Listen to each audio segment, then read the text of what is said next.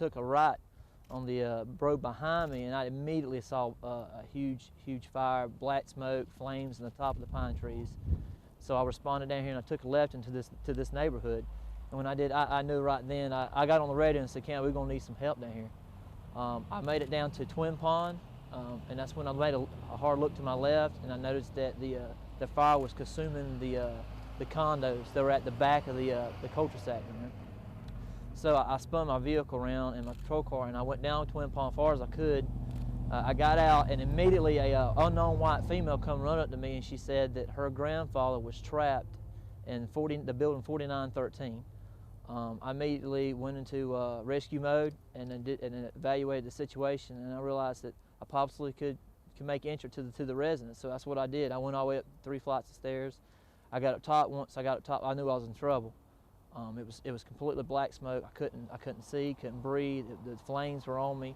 I looked down, and just so happened I saw an unknown white male on his stomach on the ground in front of the unit where he supposedly was trapped. I immediately grabbed his arm with no thought, went down 3 flights of stairs, and I couldn't see anything. At that point in time, I still thought I was in big trouble.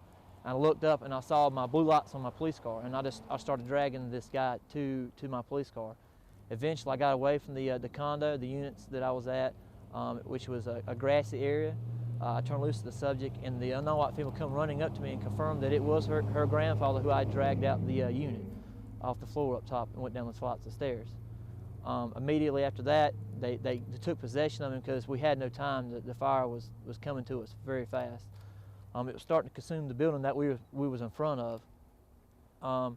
They grabbed him, they loaded him up in the car, and they took off, as well as other people that were in all the units that were surrounded on that street. Another female, a white female, come running up to me, and she stated that her dog in building 4915 was still in the house, in a kennel in the master bedroom. At that point in time, I assessed the situation again, knew that I had some time to maybe make forced entry. She didn't have her key to the unit. She had left work and left it at work. I went to that unit, to the back patio. I made forced entry by kicking in the back door. I went in there. I found the small dog, unknown breed, in a kennel. I grabbed him out and took him outside, in which she took possession of him then. And then immediately I turned my attentions to just getting people out, because the fire was there. It was burning the flower beds. I went to door with my partner at the time, training officer I was training at the time.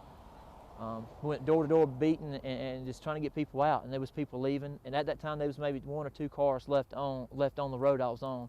I ordered him to get my police car out of there, because it was getting to the point where we were going to back out. There's nothing left we could do. And we backed out. Then we turned our attention to another road beside the road. And when we got there, there was nothing else we could have done. It already consumed that, which is towards the front of this development. At that time, he pulled my car back across to where nothing is burnt, to the safe side behind the pool house area. We turned our attentions to the other side, because the wind and the conditions looked like it was shifting towards that area of the unburnt condos. So we started beating on them doors. At that time, I knew I was in trouble, because I started getting sick. I couldn't see no more. I was dizzy. I was getting sick to my stomach. I was vomiting at one point, and I continued on because I knew we had to get these people out. So we started beating on doors. We got everybody out that we could.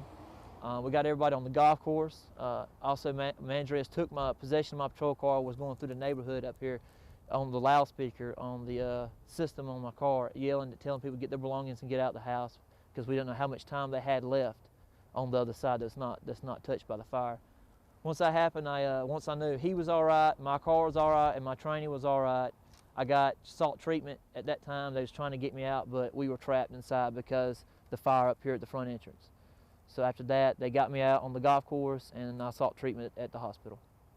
So you're one of the 3 officers? Yes, ma'am. I was one of the 3 that got transported to Conway ER. How do you handle a situation like this that's so terrifying without panicking? Well, in my position, the citizens of this county count on us. I mean, the first thing that she come to me, not nobody else, not a citizen. She come straight to me and said, "Sir," screaming top of her lungs, "my grandfather's in the house."